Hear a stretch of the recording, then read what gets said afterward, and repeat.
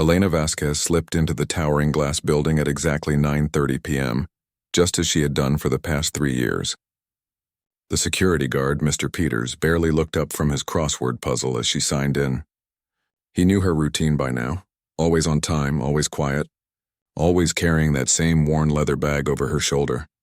"Evening, Elena," he mumbled, sliding her the visitor badge that wasn't really meant for employees like her. "Good. Evening," she replied with a small smile that never quite reached her tired eyes. The massive lobby of Whitecrest International stood empty and gleaming. During daylight hours, it bustled with important people in expensive suits, rushing to meetings where decisions worth millions were made. But at this hour, it belonged to Elena and the other night cleaning staff, the invisible workforce that erased all evidence of human presence before the important people returned the next morning. Elena gathered her supplies from the maintenance closet and began her usual route, floor 32 first, then work her way down. The executive's floor always needed to be perfect. She pushed her cart into the elevator, the wheels squeaking slightly against the polished marble floor. As the doors closed, she caught a glimpse of her reflection, hair pulled back in a practical bun, the navy blue uniform that was one size too large, the lines of fatigue around her mouth that made her look older than her 42 years. The elevator doors opened to the executive floor, and Elena stepped into the hushed darkness. She flipped on just enough lights to work by. Too much brightness felt wrong somehow, as if she was trespassing rather than doing her job. The sprawling space held a dozen corner offices surrounding an open workspace filled with sleek desks and ergonomic chairs. Elena began with the biggest office, belonging to someone named Richard Thorne. She knew this only from the nameplate on the door, never having seen the man himself. His desk was enormous, made of some exotic wood that Elena had once overheard cost more than what she earned in 3 months. She carefully dusted around the framed photos of a handsome man with salt and pepper hair, standing beside a yacht, beside a beautiful woman, beside a racehorse, a life so different from her own that it might as well have been from another planet. As Elena emptied the barely used trash can, she spotted a crumpled paper that had missed the bin. She retrieved it, automatically smoothing it out from habit. It was a child's drawing, with "To Grandpa" scrawled in uneven letters across the top. A family of stick figures stood beneath a rainbow. Elena smiled, carefully refolding the paper and placing it on the desk where it would be seen. Perhaps Mr. Thorne wasn't so different after all. She continued through the floor, a shadow moving efficiently from office to office. In one, she watered a dying plant that someone had forgotten. In another, she aligned a row of awards that had been left askew, small touches that no one would notice or thank her for, but that Elena couldn't help doing. By midnight, she had worked her way down to the 25th floor. This level housed the marketing department, evident from the colorful mock-ups pinned to cubicle walls and the creative mess that was harder to tidy than the sterile executive spaces. Elena found comfort in this floor. The personal touches, family photos, inspirational quotes, half-dead desk plants, reminded her that actual humans worked here, not just the corporate robots she sometimes imagined populating the building. One cubicle belonged to someone who clearly loved music. Concert ticket stubs were pinned to the wall alongside vintage album covers. A small electric keyboard sat beside the computer monitor, with sheet music spread around it. Elena paused, her hand hovering over the keyboard. Her fingers itched to touch the keys, to remember what it felt like. She pulled her hand back quickly and continued cleaning. At 2 a.m., Elena took her authorized 15-minute break in the empty cafeteria. She unwrapped the sandwich she'd made at home, egg salad on slightly stale bread, and ate it slowly, savoring each bite. From her bag, she pulled out a worn paperback novel and read while she ate, escaping momentarily into someone else's world. A text message interrupted her brief respite. It was from her daughter, Sophia, still up finishing assignment. "Don't worry. Love you," Elena typed back quickly. "Don't stay up too late. I'll be home by 6. Love you more." She smiled at her phone, picturing her daughter hunched over her laptop, dark curls falling across her face as she concentrated. Sophia was in her first year of community college, taking classes during the day and working part-time at a coffee shop in the afternoons. Elena worked nights so that someone was always home in their tiny apartment. They passed like ships in the night sometimes, communicating through notes left on the refrigerator and quick texts. But Sophia was worth every sacrifice, every aching muscle, every missed hour of sleep. Break over, Elena returned to work. At 3 a.m., she finally reached the lobby level. This was usually her favorite part of the shift. The vast empty space with its soaring ceilings and wall of windows looking out onto the sleeping city felt peaceful at this hour. During the day, people rushed through here, eyes on phones, never looking up at the beautiful space around them. As she polished the marble reception desk, Elena's eyes drifted to the corner of the lobby where it stood, the grand piano.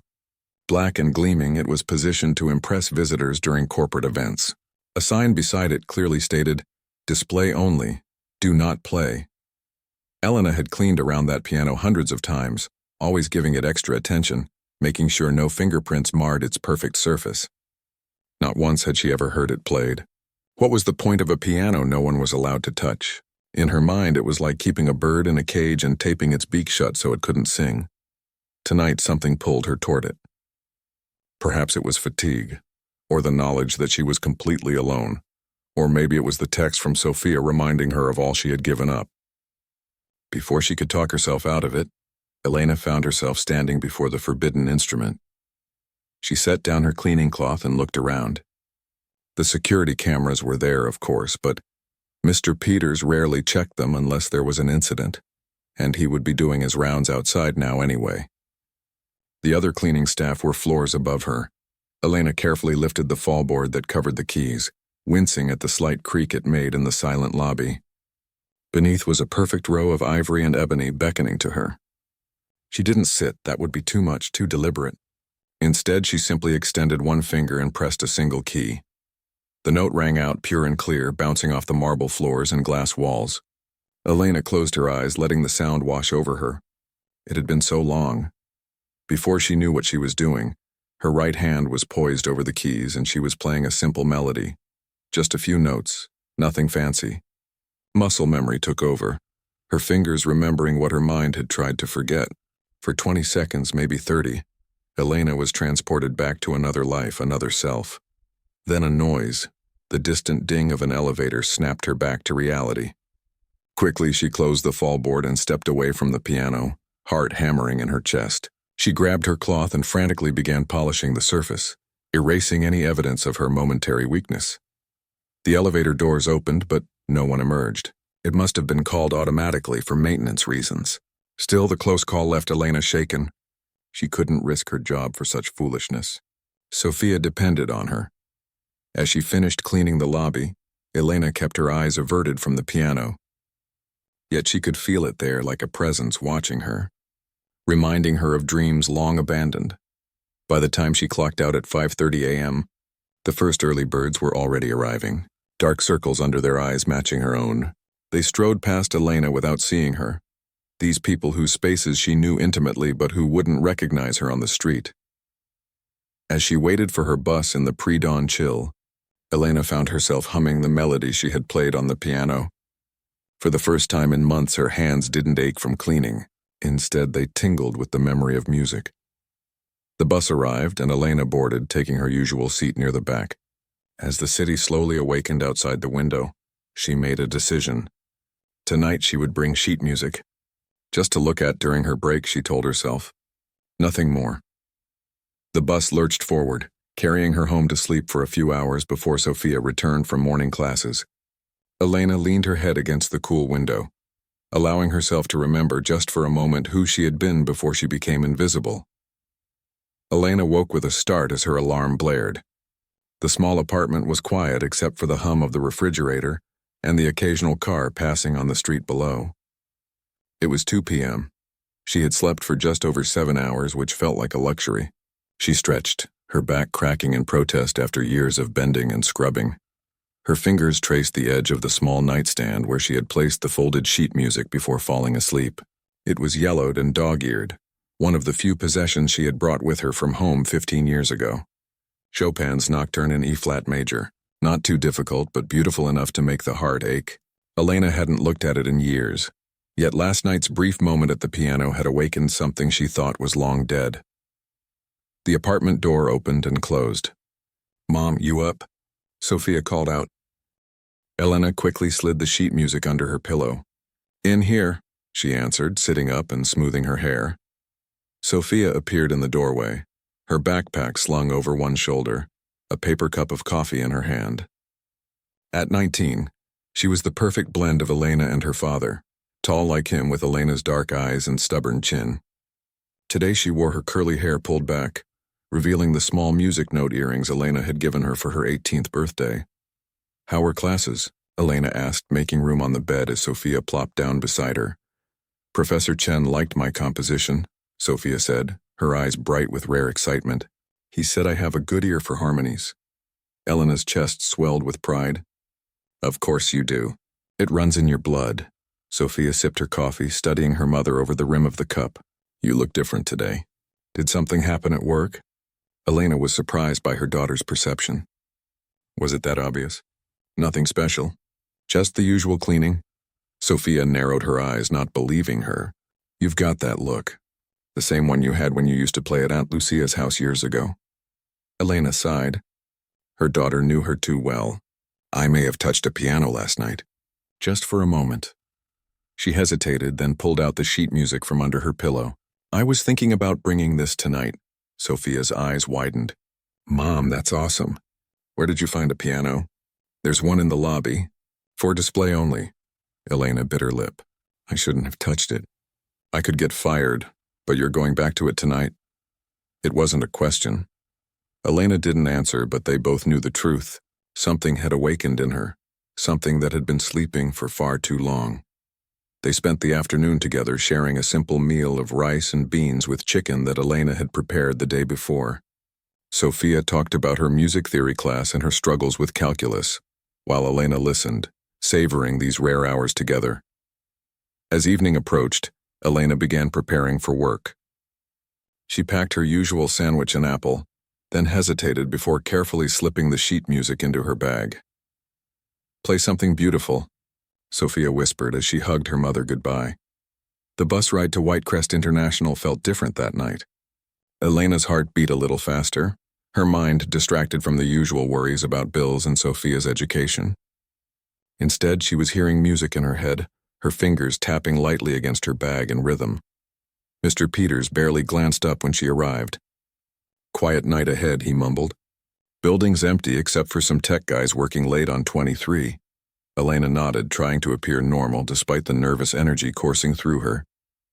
She gathered her cleaning supplies and began her routine, but tonight her movements were rushed, mechanical. Her mind was elsewhere, floors below, where a black piano waited in silence. She cleaned the executive floor in record time, cutting corners she normally wouldn't. No one would notice if she dusted around the picture frames instead of moving each one. No one would care if she just emptied the trash without wiping down the bins. By 1 a.m., Elena had worked her way down to the 23rd floor, where a handful of programmers huddled in a conference room, surrounded by empty energy drink cans and takeout containers.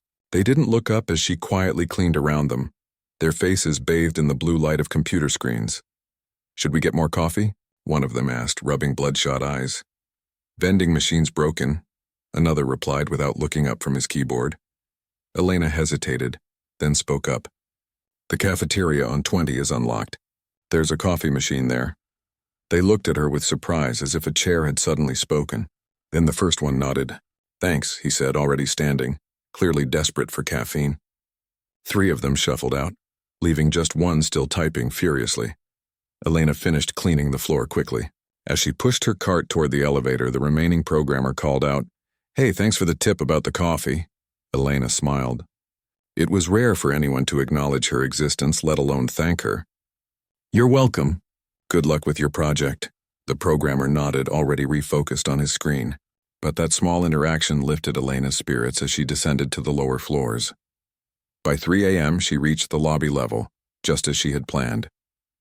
The vast space was empty and silent, the wall of windows revealing a city that never fully slept but had at least slowed to a drowsy murmur. Elena's eyes went immediately to the piano in the corner, its polished surface gleaming under the dim security lights. She checked her watch. Mr. Peters would be doing his outdoor rounds now, walking the perimeter of the building. The tech team was still upstairs, unlikely to venture down to the lobby. If she was going to do this, now was the time. Elena left her cart by the reception desk and walked slowly toward the piano, her heart hammering in her chest.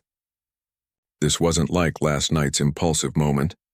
This was deliberate. She was choosing to break the rules.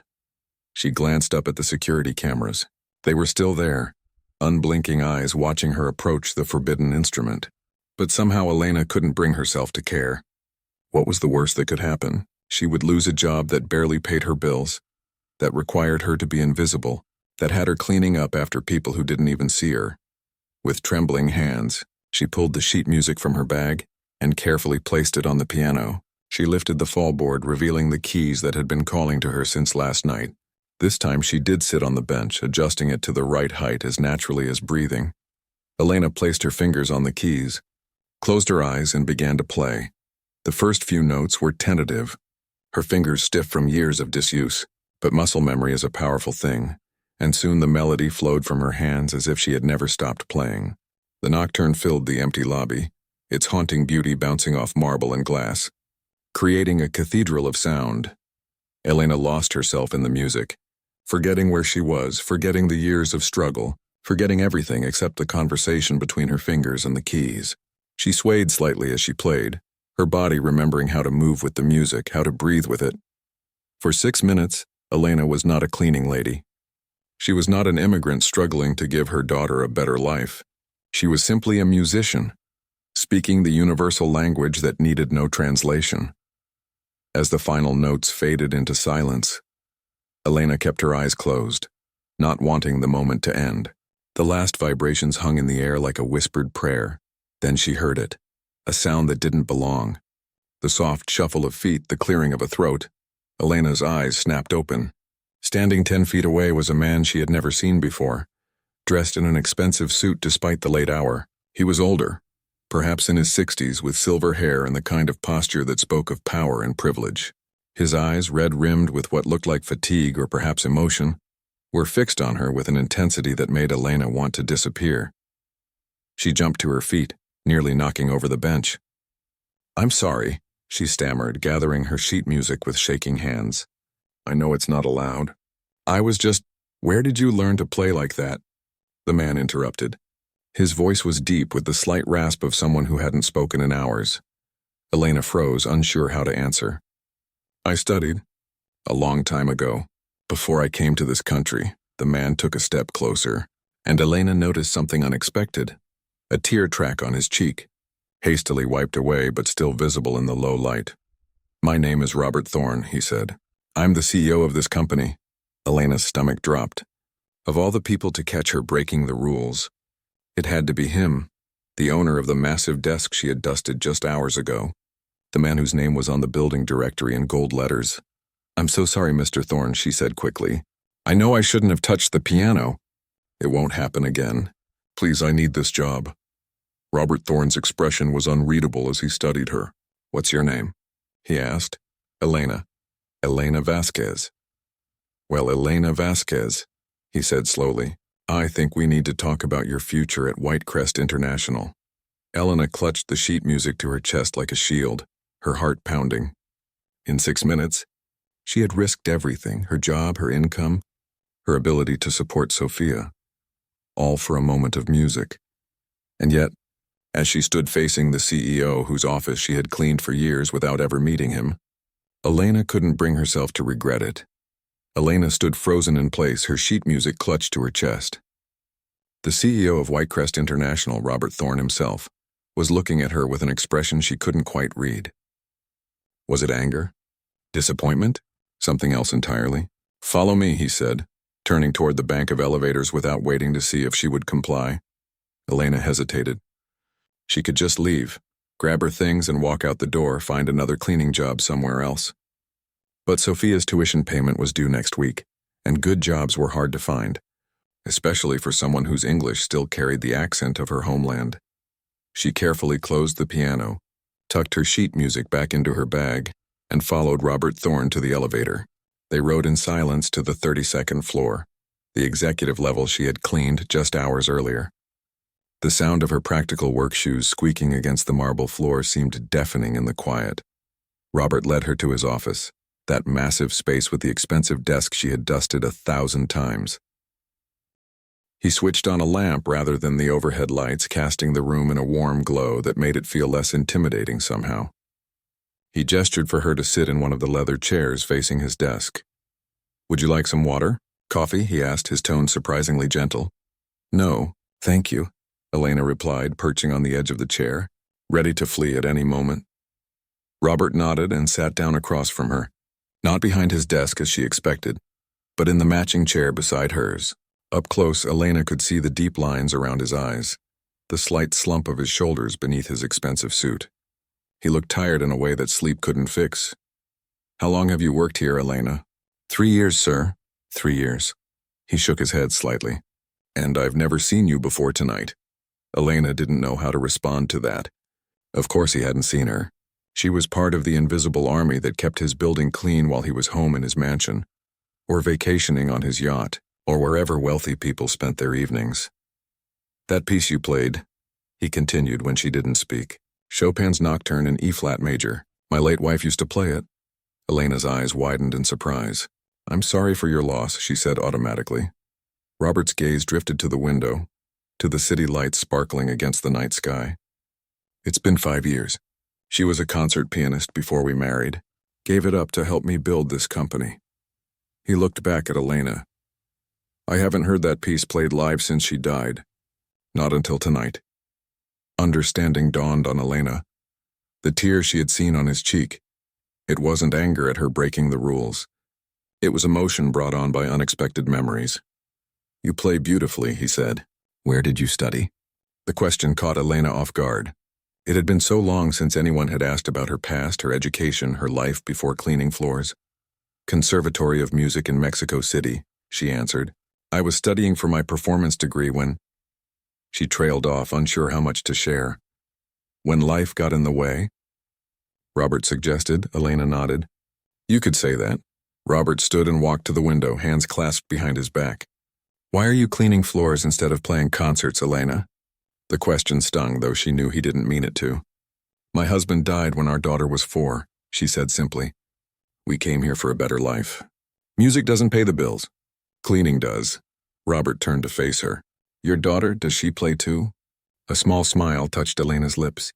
"Sophia. Yes, she's studying music at the community college.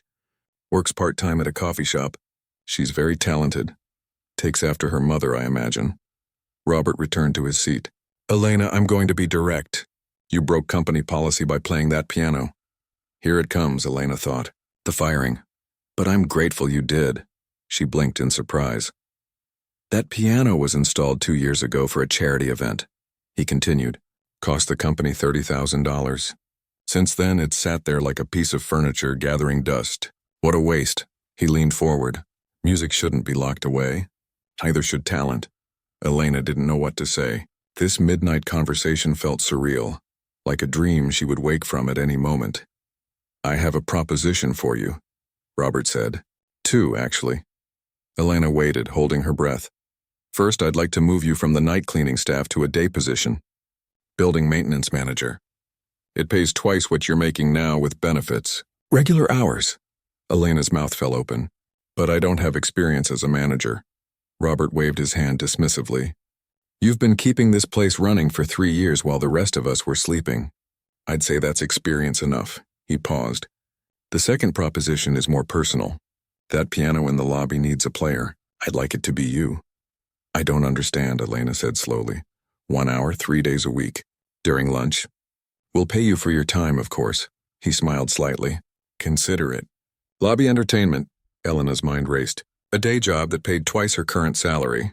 Time to play the piano and get paid for it. Regular hours that would allow her to see Sophia more often. It seemed too good to be true. "Why?" she asked finally. "Why would you do this for me?" Robert's expression softened. "When I heard you play tonight, it reminded me of something I'd forgotten. Something this company has forgotten too." He gestured toward the window, toward the sleeping city beyond. Out there, people are working multiple jobs, sacrificing their dreams, their talents, just to survive. Meanwhile, in here, we have resources sitting idle, like that piano. It's wasteful, and it's wrong. He stood and walked to his desk, opening a drawer and pulling out a business card. "My direct line," he said, handing it to Elena. "Take the night to think about it. Call me tomorrow with your decision." Elena took the card, her fingers trembling slightly. "Thank you," she whispered. "No, Elena, thank you. For reminding an old man what music can do." He smiled, a genuine smile that transformed his tired face. "Now, I believe you have floors to finish cleaning and I have a red-eye flight to catch." Elena nodded, rising from the chair. As she turned to leave, Robert spoke again. "Oh, and Elena, feel free to practice on that piano anytime. I'm removing the do not play sign first thing tomorrow." She smiled, a real smile that reached her eyes. "Good night, Mr. Thorne." "Robert, please." "Good night, Robert." Elena floated through the rest of her shift, barely noticing the trash she emptied or the floors she mopped. Her mind was filled with possibilities that hadn't existed just hours earlier. By the time she clocked out at 5:30 a.m., she had made her decision. The morning bus ride felt different. Instead of exhaustion weighing her down, Elena felt light, almost buoyant with hope. She couldn't wait to tell Sophia. Their small apartment was quiet when she entered. Sophia would still be sleeping. Her first class wasn't until 10 a.m. Elena moved quietly to the kitchen, starting coffee and pulling out ingredients for breakfast. Today called for something special. The egg and cheese breakfast burritos that Sophia loved. As the eggs sizzled in the pan, Elena allowed herself to imagine a new routine. Waking up at a normal hour, having breakfast with her daughter before they both left for the day, coming home in time for dinner together. Simple pleasures that had seemed impossible just yesterday. The smell of coffee and cooking food roused Sophia from sleep. She shuffled into the kitchen, hair tousled, eyes still heavy with sleep. "Mom, why are you making breakfast? Did I oversleep?" She squinted at the clock on the microwave. "No, mija. I just wanted to make something nice today." Elena flipped a burrito on the pan, perfectly browned. Sophia studied her mother's face. "Something happened. What is it? Did you get fired?" Elena laughed, the sound surprising both of them. "No. Quite the opposite, actually." She transferred the burritos to plates and poured 2 cups of coffee. "Sit. Eat. I'll tell you everything." Over breakfast, Elena recounted the events of the night. Playing the piano, being discovered by the CEO, their conversation in his office, his unexpected offer. Sophia's eyes grew wider with each detail. "Mom, that's amazing," she exclaimed when Elena finished. "It's like something from a movie." "I know it sounds crazy," Elena said. "Maybe it is. Maybe I'll wake up and find out I dreamed the whole thing." Sophia reached across the table and pinched her mother's arm gently. "Ouch. What was that for? See? Not dreaming." Sophia grinned. "So you're going to take the job, right? And play the piano?" Elena took a sip of her coffee. "I'm thinking about it." "What's there to think about?" "It's perfect." Elena sighed. "It's been 15 years since I played regularly, Sophia. My hands—" She looked down at her work-roughened fingers.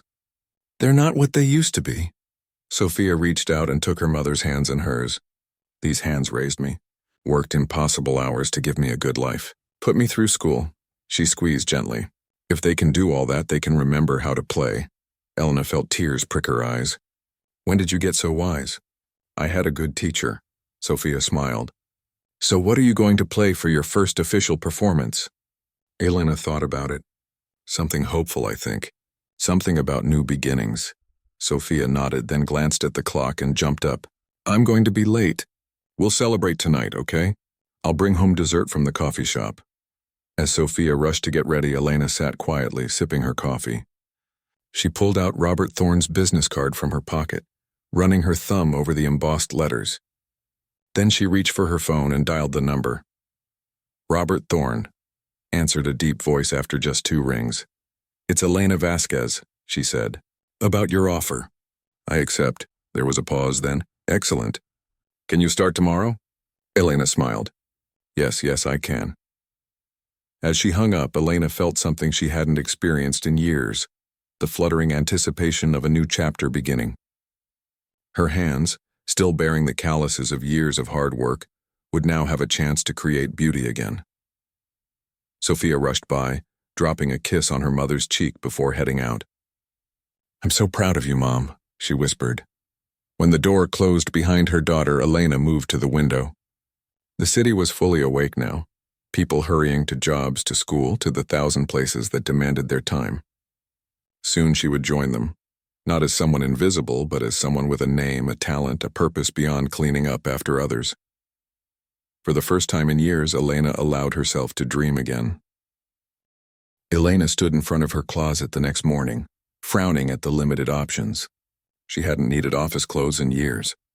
There was the black skirt and white blouse she wore to church, a few casual dresses, and not much else. After trying several combinations, she settled on the skirt with a light blue sweater that Sophia had given her for her birthday. "You look nice," Sophia said, leaning against the bedroom doorway, a piece of toast in her hand. "Professional." Elena tugged at the sweater nervously. "I don't know. Maybe I should just wear my cleaning uniform. At least then people would know what to expect from me." Sophia crossed the room and placed her hands on her mother's shoulders, looking her straight in the eye. "Mom, you're not going there to clean today. You're going as the new building maintenance manager." She smiled. "And as a pianist." Elena's stomach fluttered with a mix of excitement and terror. What if I can't do it? What if I play and people laugh or complain? Then they have terrible taste in music, Sophia said simply. She reached into her pocket and pulled out something small. "Here. I was saving this for your birthday next month, but I think you need it today." She placed a delicate pin in Elena's palm, a tiny silver piano. "I saw it at that little shop near campus and saved up for it. It's not real silver," she added quickly, "but I thought it was pretty." Elena's eyes filled with tears as she pinned it to her sweater.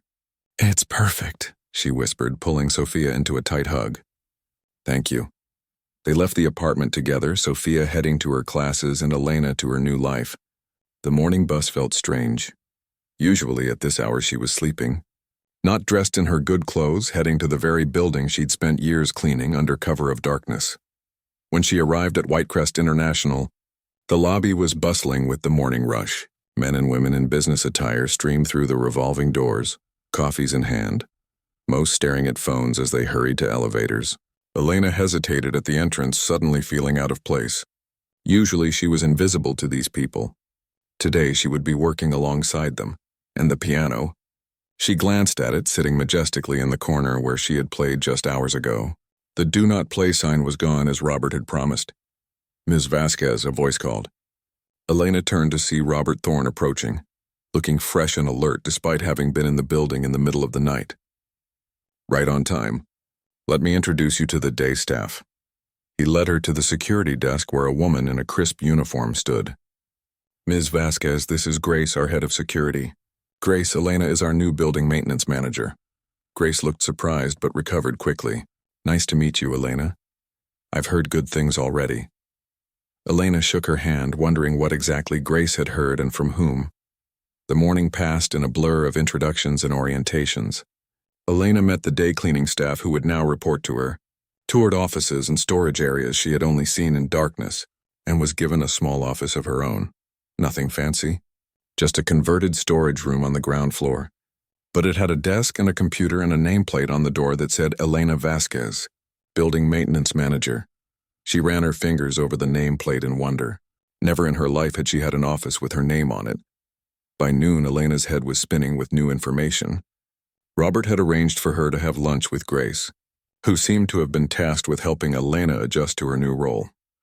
"So," Grace said as they sat in the company cafeteria, "word is you can play that piano like nobody's business." Elena nearly choked on her sandwich. "Word travels fast around here." Grace laughed, a warm, throaty sound. "Honey, you have no idea. This place runs on gossip. Right now, you're the most interesting thing happening on all 32 floors." "Great," Elena muttered, feeling her face grow warm. "Hey, it's not a bad thing," Grace assured her. "People are curious, that's all. Especially when the big boss takes a personal interest in someone." Elena set down her sandwich, her appetite fading. "I don't want people to think that you got the job because of your piano playing," Grace finished for her. "So what if you did? You've been working here for years, right? Cleaning up after these people who probably never even said hello to you. Far as I'm concerned, you're due for a break." Elena smiled gratefully, warming to the security chief's straightforward manner. "Thank you." Grace checked her watch. "Almost 1 o'clock. Your debut performance, right?" Elena's stomach clenched. I didn't realize people knew about that. There was a company-wide email this morning. Live piano music in the lobby during lunch hour featuring our talented Elena Vasquez. Grace smiled at Elena's panicked expression. Don't worry. Most people will be too busy stuffing their faces and checking their phones to pay much attention. But Grace was wrong. When they returned to the lobby, a small crowd had gathered near the piano. Elena spotted Robert standing to one side, talking quietly with a woman in a tailored suit, who Elena recognized as the head of human resources. Showtime, Grace whispered, giving Elena's arm a gentle squeeze before moving to her post by the security desk. Elena approached the piano slowly, aware of the eyes following her. This wasn't like last night when she'd played alone in the dark, believing no one could hear. This was deliberate, public. She sat on the bench, adjusting it slightly, and placed her hands on the keys. They looked wrong somehow, too rough, too weathered for such a beautiful instrument. She closed her eyes, took a deep breath, and began to play.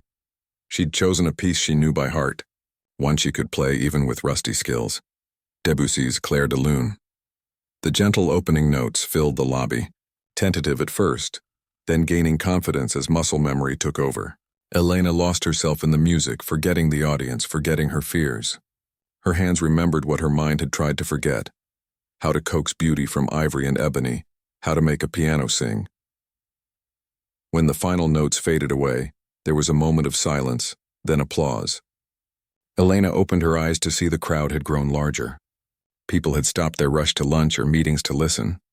Some were smiling, a few were checking their watches, ready to move on, but most were simply watching her with appreciation. Robert approached, clapping along with the others. "Beautiful," he said quietly. "Thank you." Elena nodded, unsure what to say. She hadn't expected such a reaction. Or any reaction at all, really. She'd assumed people would walk by, barely noticing. "I told you," Robert said, as if reading her thoughts. "Music shouldn't be locked away. Neither should talent."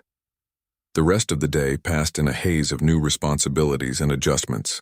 By the time Elena clocked out at 5 p.m., an entirely new experience after years of night shifts, she was exhausted but buzzing with a strange energy. She couldn't wait to tell Sophia everything. But when she arrived home, it was to find her daughter sitting at their small kitchen table, staring at an open letter with a stunned expression. "Sophia?" "What's wrong?" Sophia looked up, her eyes wide with disbelief. "It's from Westmore College of Music," she said, her voice barely above a whisper. "They're offering me a scholarship." "A full scholarship?" Elena gasped. Westmore was one of the top music schools in the country. Sophia had applied months ago, but they'd both assumed it was a long shot. "But how?" Elena asked, taking the letter with trembling hands. "We couldn't afford the application fee for them to even hear you play." Sophia shook her head. "I didn't apply. Someone recommended me. A pianist named Catherine Thorne." Elena's head snapped up. "Thorne, as in Robert Thorne's wife?" Sophia nodded. "That's what I thought too. But she died 5 years ago, right? The letter says my audition recording was submitted last week." Elena sank into a chair, her mind racing. "Robert," she said finally. "He must have done this. But how would he have heard you play?" Sophia bit her lip. "Remember that recital at the community college last month? The one you couldn't come to because of work?"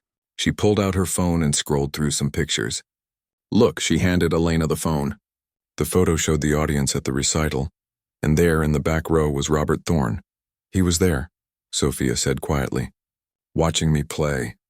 Elena stared at the photo, unable to process what this meant. "But why? How did he even know about you?"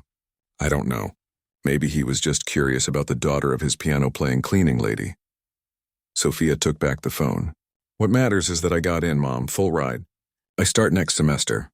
The reality began to sink in. Sophia, her brilliant, talented daughter, was going to get the education she deserved, the education Elena had sacrificed her own dreams to provide. "We have to thank him," Elena said, reaching for her phone. Sophia caught her hand. "Wait, there's more." She slid another document across the table. This came with the letter.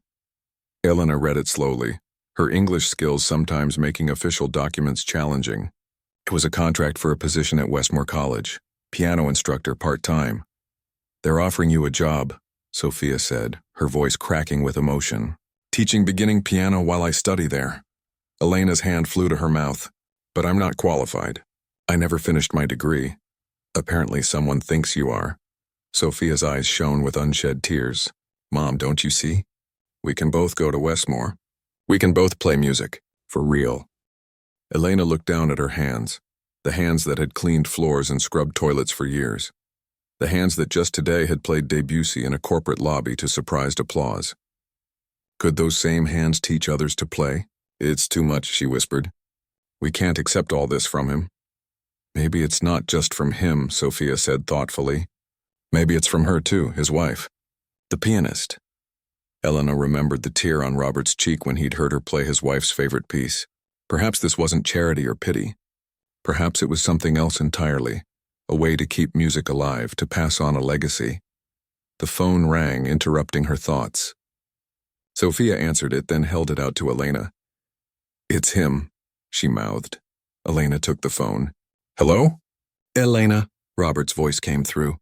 I'm guessing the letters arrived. Yes, she said simply. But I don't understand why. Come to my office tomorrow morning, he interrupted gently. There's something I need to show you. Something that will explain everything. Elena arrived at Whitecrest International earlier than necessary the next morning. Her mind had been racing all night, making sleep impossible. What could Robert Thorne possibly have to show her that would explain the extraordinary opportunities suddenly being offered to her family? The lobby was quiet, the morning rush not yet begun. Elena's footsteps echoed on the marble floor as she made her way to the elevator. As she passed the piano, she paused, running her fingers lightly across its polished surface. 2 days ago, she had been afraid to touch it. Now somehow it felt like an old friend. The elevator doors opened on the 32nd floor, revealing a space Elena had previously only seen in darkness. In the morning light, the executive offices looked different, less intimidating, more like ordinary workspaces. Robert's assistant wasn't at her desk yet, but his office door was open. Elena knocked softly on the doorframe. Robert looked up from his computer and smiled. Elena, come in, please. He gestured to a chair across from his desk. Coffee? She shook her head. No, thank you. She sat, her back straight, hands folded in her lap. Mr. Thorne, Robert, I need to understand what's happening. The scholarship for Sophia, the teaching position for me. It's too much. Robert leaned back in his chair. Do you believe in fate, Elena? The question caught her off guard. I don't know, maybe. He nodded thoughtfully. 5 years ago, when my wife Catherine died, music died for me too. I couldn't bear to hear it, couldn't stand to be near a piano. It reminded me too much of her. He opened a drawer and pulled out a framed photograph, handing it to Elena. The photo showed a woman seated at a grand piano, her head thrown back in laughter, fingers poised over the keys. She was beautiful, not in the polished, perfect way of magazine models, but in the way of someone filled with joy and life. Catherine was a piano teacher, Robert continued. Before her illness, she taught at Westmore College. Music was everything to her. She believed that talent should be nurtured wherever it was found. He smiled sadly. She would have loved your playing. Elena handed the photograph back. I'm sorry for your loss, but I still don't understand why I was at your daughter's recital. Robert finished. He reached for another folder on his desk. After I heard you play that night, I was curious. You mentioned your daughter was studying music. I wanted to hear her play too. But how did you even know where to find her? Robert looked slightly embarrassed. I may have had HR pull your file for your address, then did some research on music programs near you. It wasn't difficult to find the community college recital schedule online. Elena frowned, unsure whether to be touched or disturbed by this admission. I know it sounds strange, Robert said quickly, but when I heard Sophia play, I knew. She has the same gift you do, the same passion Catherine had. He opened the folder and slid out a legal document. Which brings me to what I wanted to show you. Elena took the document hesitantly. It was dense with legal language, but the title was clear. The Catherine Thorne Music Foundation. I established it after Catherine died, but I never knew quite what to do with it, Robert explained. The money's been sitting there for 5 years.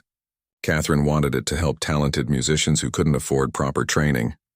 He leaned forward. The scholarship for Sophia isn't charity, Elena. It's exactly what Catherine would have wanted. Elena read through the document slowly, trying to absorb what this meant. And the teaching position? Also legitimate. Westmore has been trying to expand their beginning piano program. When I mentioned your background to the dean, he was interested. Of course, you'd need to audition, but after hearing you play, he shrugged. I have no doubts. Elena set the document down, her mind swirling with possibilities and questions. Why us? There must be thousands of struggling musicians out there. Robert was quiet for a long moment. Then he said, "The night I found you playing the piano, I wasn't supposed to be in the building. I was in Tokyo on business." He rubbed his hand over his face. "But that afternoon I got a call that my grandson Drew, the one who drew that picture you found in my trash, had been in an accident. Nothing serious, thank God, but it shook me up. I flew back immediately."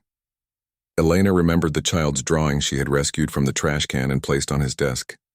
"The picture with the rainbow?" Robert nodded. "I came to the office to get some files before heading to the hospital. That's when I heard you playing." His voice grew soft. "Catherine always said music appears when you need it most." The pieces began to fall into place for Elena.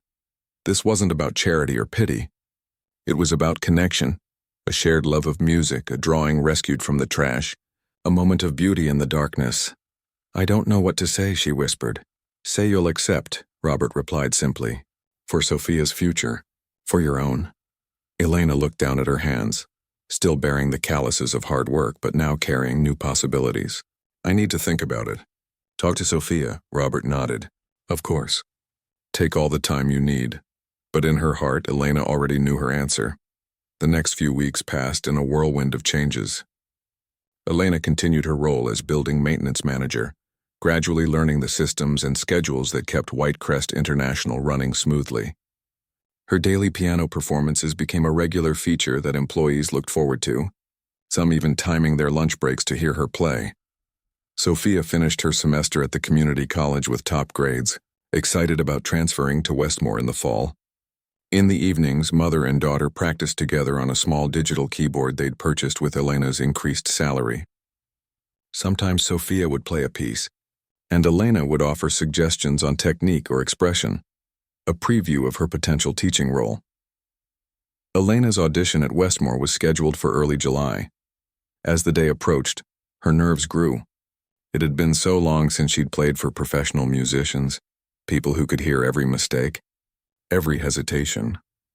The night before the audition, Elena sat at the kitchen table, staring at the sheet music she'd been practicing for weeks. Sophia found her there at midnight, still reviewing passages, marking fingerings. "Mom, you need to sleep," Sophia said gently, placing a hand on her mother's shoulder. "I can't," Elena replied. "I keep thinking about tomorrow. What if I'm not good enough? What if I embarrass myself? What if I embarrass you?" Sophia sat beside her. "Remember what you always told me before my recitals. Play from your heart, not just your fingers." Elena smiled at having her own advice turned back on her. "When did you get so wise?" "I had a good teacher," Sophia replied, echoing her words from weeks ago. "Now go to bed. Heart or fingers, they both need rest." The next morning, Elena dressed carefully in her best clothes, pinning the silver piano brooch to her lapel for luck. Sophia insisted on coming along for support, though she wasn't allowed in the audition room itself. Westmore College of Music was an imposing brick building with tall windows and ivy climbing the walls. Inside, the hallways gleamed with polished wood, and the sounds of various instruments being practiced filtered through closed doors. Elena felt simultaneously at home and out of place. This was the world she had once belonged to, and the world she had left behind. The audition room contained a magnificent grand piano, far superior to the one in Whitecrest's lobby. 3 people sat at a table: the dean, the head of the piano department, and to Elena's surprise, Robert Thorne. "Mr. Thorne is on our board of trustees," the dean explained, noting Elena's startled expression. "He specifically asked to be present today." Robert gave her an encouraging smile but said nothing. Elena approached the piano, wiping her sweaty palms on her skirt before sitting down. The keys felt different under her fingers, more responsive, more alive. "Whenever you're ready, Ms. Vasquez," the dean said. Elena closed her eyes for a moment, centering herself. Then she began to play, not Chopin or Debussy, but a piece she had composed herself, a melody that had been forming in her mind these past weeks. It spoke of struggle and perseverance, of dreams deferred but not forgotten, of new beginnings. When the final notes faded away, there was silence in the room. Elena kept her eyes on the keys, afraid to look up. Then she heard it. Applause. Not just polite applause, but enthusiastic, genuine appreciation. She raised her head to see all 3 panel members on their feet. Was that an original composition? The head of the piano department asked. Elena nodded, her voice temporarily lost. Extraordinary, the woman said. We were expecting Bach or Beethoven. This was much more revealing. The dean cleared his throat. I think we've heard what we needed to hear, Ms. Vasquez. The position is yours if you want it. Elena looked at Robert, who was beaming with pride and perhaps a touch of vindication. He had believed in her talent before she had dared to believe in it herself. Yes, she said firmly. Yes, I want it very much. Later, as Elena and Sophia celebrated over ice cream cones in a park near the college, Sophia asked the question that had been on both their minds. Do you think this would have happened if you hadn't played the piano that night? Elena considered the question carefully. No, she said finally. But I also don't think it would have happened if I hadn't picked up that drawing and put it on his desk. She smiled. Sometimes the smallest actions have the biggest consequences.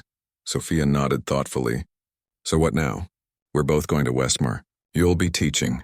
I'll be learning. She grinned suddenly. Does this mean I have to call you Professor Vasquez in class? Elena laughed, feeling lighter than she had in years. Let's cross that bridge when we come to it. As they walked home together, Elena thought about the journey that had brought them here, from cleaning floors in the middle of the night to preparing for a new life filled with music. She thought about Robert Thorne and his wife Catherine, about grief and healing, about second chances. 3 months ago, she had been invisible, just a cleaning lady moving through darkened offices while the rest of the world slept. Now she was stepping into the light, reclaiming the dream she had set aside but never truly abandoned. That night, Elena sat at their small keyboard and began to compose a new piece, one that would tell the story of a cleaning lady whose piano playing made a CEO cry, and in doing so, changed both their lives forever.